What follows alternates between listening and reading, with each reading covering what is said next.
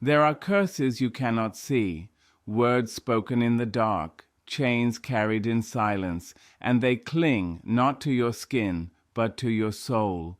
But what if I told you that before water touches your body, prayer could turn that water into a weapon? What if I told you every hidden curse could be washed away, not with soap, but with surrender? Stay with me. For this is no ordinary ritual. This is no ordinary cleansing. When you speak power before bathing, you do more than wash away sweat and dust. You strip the spirit of heaviness. You silence whispers of failure. You drown the shadows that seek to follow you. Water has always been more than what it seems. It flows through the rivers, it falls from the heavens, it rests in the hollow of the earth, yet it carries a mystery beyond science, beyond skin. When we reach for water, we think of thirst, we think of cleanliness, but the soul remembers more.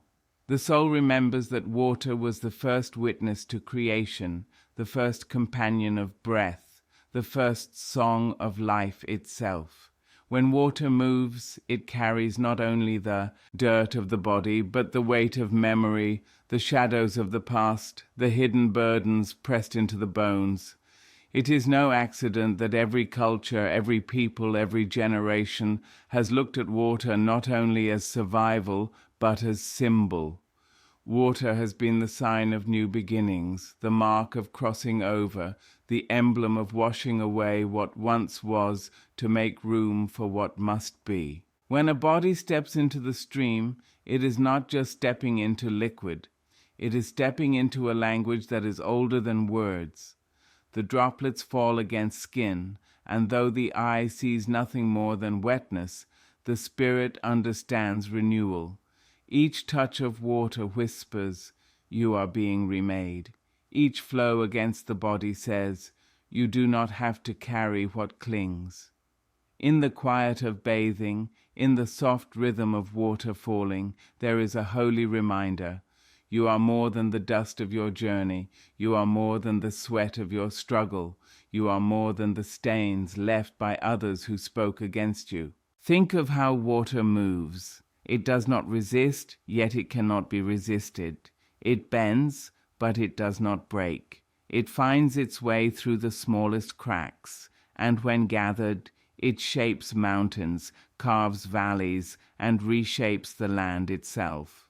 In the same way, when we understand the deeper meaning of water, we see that it carries the ability to reshape us. It smooths away the rough edges of our grief. It carves out the heavy places of our sorrow. It softens the hardness that comes from living in a world that sometimes cuts too deep. When you bathe with awareness, when you let prayer sit upon your lips before the water touches you, you are not just cleaning a body, you are participating in an ancient exchange. You are telling the Spirit, "This is the moment I let go. This is the moment I wash away what tried to cling." Generations have known this truth without always naming it. That is why rivers were crossed before victories. That is why water was poured before blessings. That is why the act of washing became sacred in itself, because the human spirit knows that what stains the flesh can be rinsed away, but what stains the heart can be released too if the act is carried with intention. The curse you cannot see, the heaviness you cannot name, the chains you cannot hold with your hand, they too respond to water when water is given purpose. For when prayer is spoken before bathing, the water does not simply clean, it carries away. It takes the unspoken grief, the hidden shame, the word curses left in childhood, the quiet fears that no one else has heard, and it drowns them, sending them into the drain, away from the body, away from the spirit. Every drop becomes testimony. Every stream becomes declaration. And though you stand alone with only water surrounding you, you are not merely washing. You are renewing. You are reclaiming. You are stepping back into the truth that water has always known. What you carry is not yours to keep. What burdens you is not yours to hold. What clings to you cannot withstand the current. There are burdens that cannot be measured on the back, yet they bow the shoulders. There are chains that cannot be seen by the eye, yet they rattle in the spirit with every step. Many live carrying curses that never called themselves curses. They were words spoken in anger, words sown in jealousy, words whispered in shadows, words that landed like seeds in the soil of an innocent heart. A mother's despair, a father's silence, a teacher's sharp tongue, a neighbor's cruel laugh. These are not always forgotten. They hide themselves in the chambers of memory. They settle deep like dust on the furniture of the soul, and though unseen, they shape the way a woman walks, the way a man breathes, the way a child grows into tomorrow. Some curses are not spoken at all. They are inherited, passed down like broken heirlooms, wrapped not in beauty but in sorrow. They come through bloodlines, through habits, through the silent agreements made long before we took our first breath. Patterns of poverty, cycles of addiction, the echo of abandonment, the sting of rejection, all of them travel quietly through generations. You may never hear them called by name, but you feel them in the trembling of your own decisions, in the battles you fight without knowing why they started. These are the wounds that do not bleed but never close. They are carried from mother to daughter, from father to son, a river of struggle flowing underneath the skin, whispering that this is the only story you will ever know. And then there are the unseen battles, the wars waged in silence when no one is watching, the torment of the mind at midnight, the voices that rise when the world is quiet, the shadows that follow even into places of light. They are the doubts that say you are not enough, the fears that choke every dream before it has a chance to breathe, the invisible hands that press down when you try to stand tall. You smile, you move, you laugh, you dress yourself in strength, but beneath it all the war continues. It is a battle against chains that have no locks, against prisons that have no walls. These hidden curses are like dust. Dust does not shout. Dust does not storm in loudly. Dust waits. It settles slowly, silently, until one day you wake and realize your vision is blurred, your breath is heavy, your steps are slow. Dust covers the picture of who you truly are. Dust dulls the mirror so that when you look at yourself, you see not the radiance of your being, but the shadow of everything spoken against you. And just as dust gathers daily on the untouched corners of a home, curses cling daily to the spirit unless they are swept away with intention. The tragedy is that many learn to live with it. They call the curse normal. They name the wound personality. They accept the chains as heritage. But hidden does not mean harmless. Unseen does not mean powerless. What is carried in silence is still carried, and it bends the back just the same. You may never speak of it, but it speaks through you. It rises in your choices. It echoes in your relationships. It whispers through your children. Silence is its hiding place, but silence is also its weapon. Yet the very fact that these curses are hidden is proof they fear the light. For when they are named, they lose power. When they are confronted, they tremble, and though they cling like dust, they can be washed, swept, drowned, broken. But first, they must be acknowledged. They must be brought from the shadows into the open where the spirit can rise and say, "No more." Bathing, for many, is just another moment in the day. It is routine. It is habit. It is the turning of the faucet, the waiting for water to warm, the lather of soap, the rinsing away of sweat and dust. Yet routine is only the surface, and what is ordinary to the body can become extraordinary to the spirit when prayer is placed upon it. For when the lips move before the water flows, when a prayer is spoken before the bathing begins, the act is no longer just cleansing, it becomes deliverance. The ordinary basin becomes a river, the bathroom becomes a sanctuary. The stream becomes freedom rushing down your skin. Prayer has always had the power to transform. Words carry weight. Words carry life. And when those words are lifted before water touches you, the cleansing goes deeper than the skin. You are not just asking the water to wash the dirt. You are commanding it to carry away burdens, to drown shame, to loosen the grip of curses that thought they could stay. Water alone is a gift, but water touched by prayer becomes a weapon. It becomes a river of freedom, a flowing promise that whatever clung to you yesterday does not have the right to stay today. Think of the way rivers move. They are not content to stay still. They press forward, carving out paths, sweeping away branches, carrying silt and stone to places far beyond their beginning. In the same way, when you bathe with prayer, you invite the water to sweep away the heaviness that tried to root itself in you. You invite it to push beyond the surface, into the crevices of the soul where silent grief hides. You invite it to carry those hidden things away, leaving you not only refreshed, but reborn. There is a quiet power in this act. To whisper words of faith before the first drop falls is to declare that what is about to touch you is sacred. It is to tell the unseen that you know your cleansing is more than physical, that your body is not the only thing being touched, that your spirit is not forgotten in this daily rhythm. Prayer transforms bathing into ritual, and ritual transforms the mundane into miracle.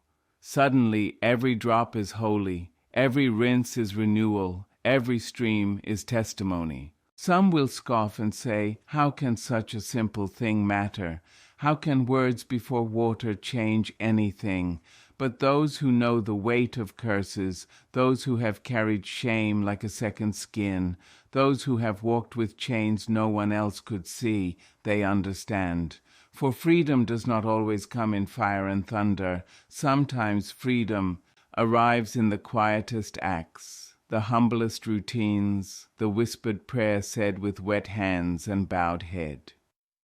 Sometimes it is not the grand stage where deliverance comes, but the closed door and the running water, where the heart finally speaks what it needs to release. When prayer meets bathing, the two become a river wide enough to carry away sorrow, deep enough to drown generational wounds, strong enough to sweep clean every corner of the spirit. And though you may stand alone in that moment, you are not simply washing. You are participating in a spiritual act of freedom. For in that river, curses cannot cling, shadows cannot follow, and burdens cannot remain. There is a power in the tongue that many forget.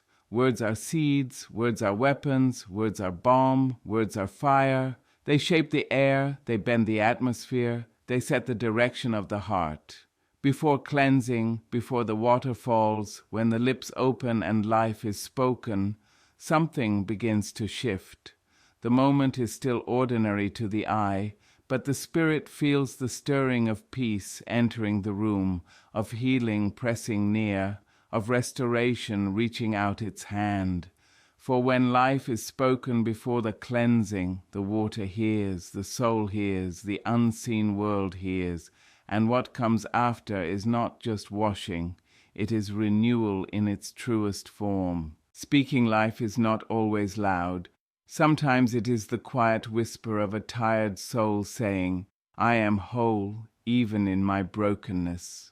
Sometimes it is the trembling voice declaring, "I will not be bound by yesterday." Sometimes it is the simple truth, "Peace belongs to me. Healing belongs to me. Restoration belongs to me." Life does not need shouting to be powerful. It needs only to be believed, spoken, released into the air like incense rising. And when that word is released before cleansing, the water becomes more than water. It becomes a carrier of what you just declared. Peace begins with language. You cannot bathe in peace if your tongue drips with bitterness. You cannot expect healing if your words wound yourself daily. You cannot expect restoration if your speech agrees with destruction. But when your tongue turns toward life, even before the first drop touches your body, you prepare a place for peace to settle, for healing to rise, for restoration to take root. The water then becomes a vessel, not only rinsing the flesh, but ushering in what the Spirit has already welcomed with words. Imagine yourself standing before the stream, and before touching the water, you lift your head and say, "I release the war in my mind." Imagine saying, "I receive the healing I have long denied." Imagine declaring, "I welcome the restoration of all that was lost." Suddenly the act of bathing becomes a prayer wrapped in movement. Suddenly the water is listening, carrying your declaration into every pore, every muscle, every weary corner of your being. Suddenly the burden that clung to you begins to loosen, because your words have made no room for it to stay. There is peace that comes not from silence, but from speaking peace aloud. There is healing that begins not with medicine, but with a word of faith. There is restoration that begins not with circumstances, but with the declaration that what was broken will not remain broken. Your body may step into the water tired, but your spirit steps in already clothed in promise. And as the two meet, the word you spoke and the water that flows, the cleansing becomes complete. Life and death are carried on the tongue, and when life is chosen, life responds. The atmosphere shifts, the spirit lifts, the heart is steadied, and what could have been just another act of washing becomes a sacred moment where peace enters like a dove, healing like a stream, restoration like the rising sun. To speak life before cleansing is to tell the universe, this body is not just flesh, this moment is not just ordinary, this act is not just routine. It is to invite the unseen to step into the seen. It is to invite the holy to step into the human. There are curses that linger in silence, curses that never call themselves by name. They wrap themselves around families, they slip into habits, they echo through generations, they hide beneath the skin. They are unseen, yet they are felt. They live in patterns, in broken choices, in sudden storms of anger, in long nights of sorrow. These hidden curses wait for the moments when the soul is weakest, when the body is tired, when the spirit feels alone. But they tremble when the tongue dares to rise in faith. Faith is not a whisper of hope alone. Faith is a force, a fire, a declaration. When faith is spoken, it carries weight. It strikes against the invisible. It calls what is unseen into order. At the threshold of water, before cleansing begins, when the lips open in prayer, curses cannot hold. They may cling like shadows, but shadows cannot stand where light has been invited. They may whisper their lies, but lies dissolve in the sound of truth. Faith does not argue with curses. Faith commands them. Faith does not plead with chains. Faith breaks them. Picture this. You stand before the water, the steam rising, the air heavy with stillness. The curses that followed you from childhood, the words spoken by others, the failures that hardened into shame, they hover, they wait, they cling like dust waiting for a place to settle.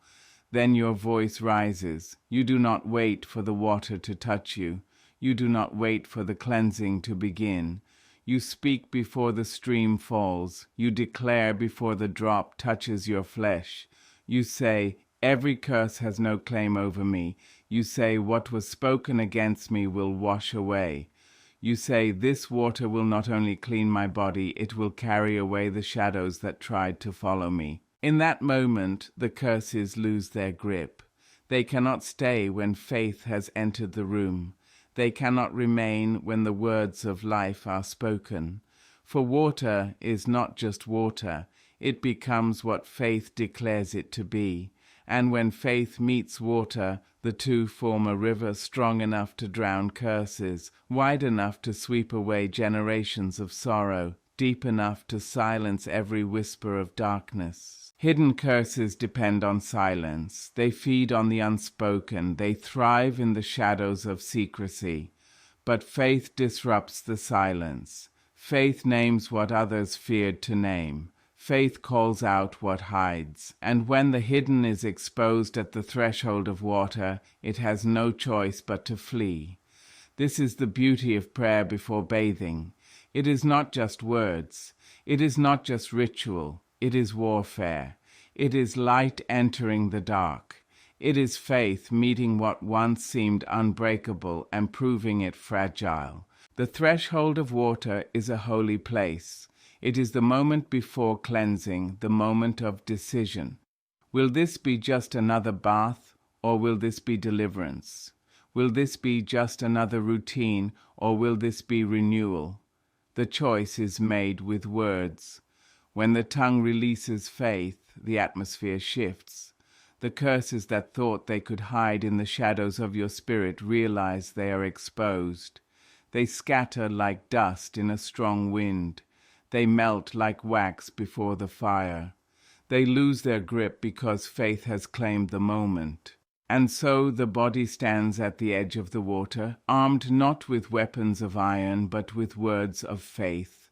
The curses lose their power not because they were weak, but because faith is stronger. Faith spoken aloud is a sword. Faith declared before the water is poured is a shield. And when water meets that faith, there is nothing hidden that can remain.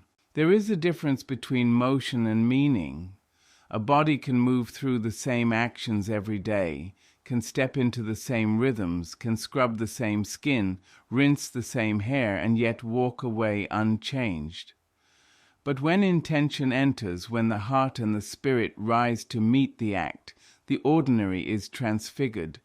Washing with intention is not simply water meeting flesh. It is the soul deciding to release what has lingered too long. It is the spirit standing up and saying, "This will not follow me past this moment." Fear loves routine. Fear hides inside the places where nothing is questioned. It creeps into the bones. It sits in the silence of the night. It whispers with every step, "This is who you are. This is where you will stay." Fear wraps around the mind until even the thought of freedom feels heavy. But when intention enters the water, fear trembles. When the voice declares before the cleansing, "I am not afraid," and the body rinses itself as if shedding chains, fear begins to loosen, for fear cannot remain where intention is firm. Fear depends on passivity, but intention is fire, intention is defiance, intention is the soul refusing to bow. And what of shame? Shame is heavier than fear, for shame whispers not of danger, but of worthlessness. Shame paints the mirror with lies. Shame covers the heart with stains. Shame convinces the spirit that cleansing is for others, not for you. Shame makes a prison out of memory, replaying every mistake until the chains feel natural. But water touched with intention speaks back to shame. Each drop says, "I am more than what I did." Each rinse declares, "I am more than what was done to me." Each lather becomes a promise. Each rinse becomes a rebuke. Each motion of cleansing becomes a declaration that shame is not welcome here. When you wash with intention, shame cannot find a seat at your table, for you have turned the act into testimony. Then there is silent suffering, the ache that is never named, the wound hidden beneath smiles, the heaviness carried without sound. Silent suffering grows because it is unspoken. It feeds on secrecy. It thrives in shadows. But when intention joins with water, even silence begins to break. The act of washing becomes a prayer without words, a cry without sound. The spirit speaks in motion what the lips may not say. "Take this pain from me. Carry this burden away. Wash not only my skin, but my sorrow, my grief, my loneliness. And the water, touched by intention, listens. It flows over the body and carries away the weight that was never meant to stay. Cycles are strong. They repeat themselves with a stubborn rhythm, passing down like inheritance. Fear begets more fear. Shame teaches more shame. Silent suffering becomes the unspoken legacy of households. But intention has the power to interrupt. Intention says, the cycle ends here. Intention turns what could have been just another day into the day of change. And when the body enters water with intention, the cycle begins to break. Fear cannot loop when courage has spoken. Shame cannot repeat when truth has risen. Silent suffering cannot linger when the spirit has dared to move with purpose. Washing with intention is more than cleansing. It is exorcism of the spirit's oppressors. It is renewal wrapped in routine. It is the quiet breaking of generational chains by the simple power of choice. For it is not the water alone, it is not the soap alone, it is not the act alone, it is the meaning. It is the spirit behind the motion, the faith behind the action, the will behind the wash. Water falls one drop at a time, yet in each drop there is power. A single bead of water touches the skin and seems so small, yet when the spirit listens, it speaks with a voice greater than thunder. Each drop whispers, "Yesterday does not hold you." Each stream declares, "You are not bound to what has been." For yesterday may carry wounds, yesterday may carry regrets, yesterday may carry chains, but when water falls upon you with prayer in your heart, every drop becomes a messenger of freedom. Yesterday has a way of clinging. It lingers in the mind like a stubborn echo. It sits in the body like a shadow that refuses to leave. Yesterday shows itself in guilt, in grief, in the words that replay long after they were spoken. Yesterday chains itself to your ankles, making every step heavy, convincing you that tomorrow will look just the same. But water, blessed with intention, has a different story to tell. It says, yesterday is behind you. You are stepping clean into today. You are walking unbound into tomorrow. Each drop strikes the skin not only to refresh, but to remind. It is easy to forget the language of freedom. It is easy to bow beneath the weight of memory. It is easy to think yesterday defines today, that mistakes are permanent, that shame has the final word.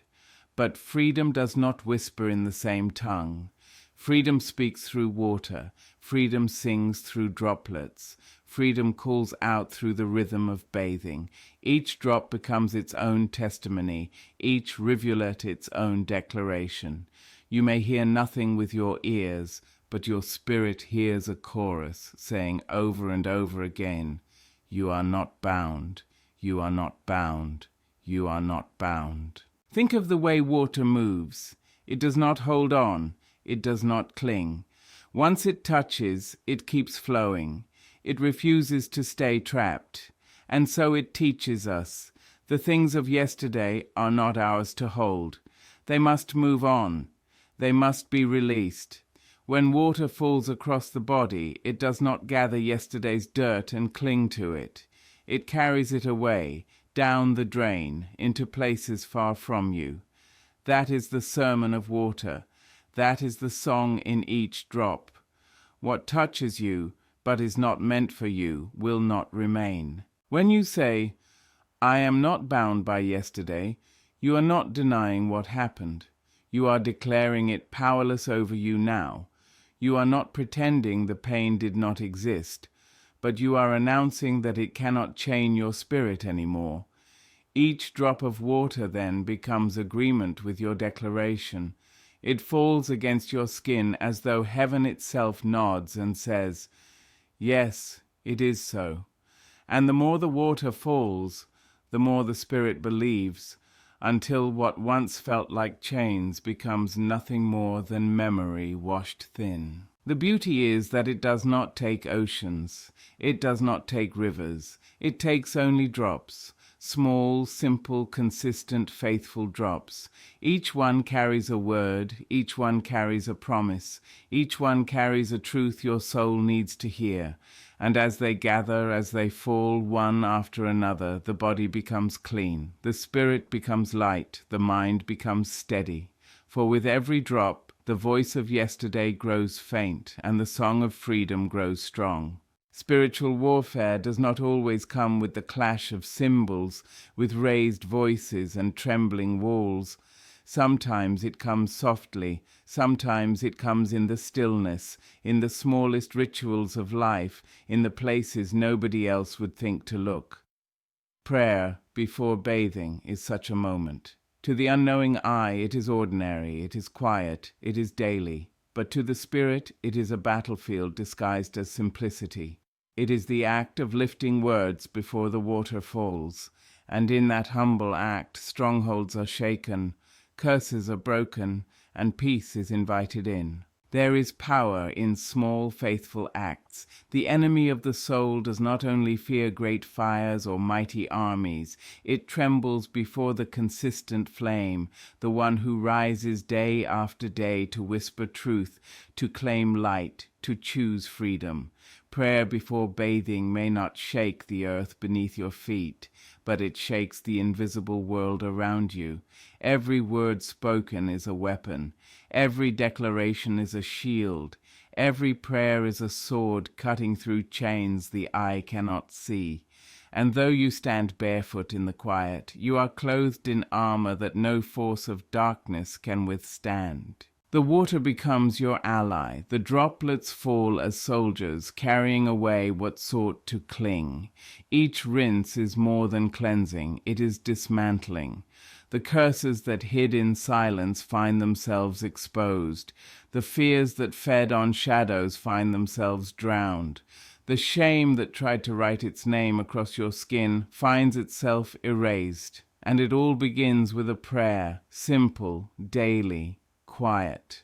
That is the mystery of power. It does not need grandeur, it needs faith. People often search for freedom in the dramatic, waiting for lightning, waiting for thunder, waiting for the voice that splits the sky. But the spirit knows that freedom is often hidden in the ordinary, in the rhythm of breath, in the repetition of ritual, in the prayer said before the water runs. What looks like routine to the world is warfare in the unseen.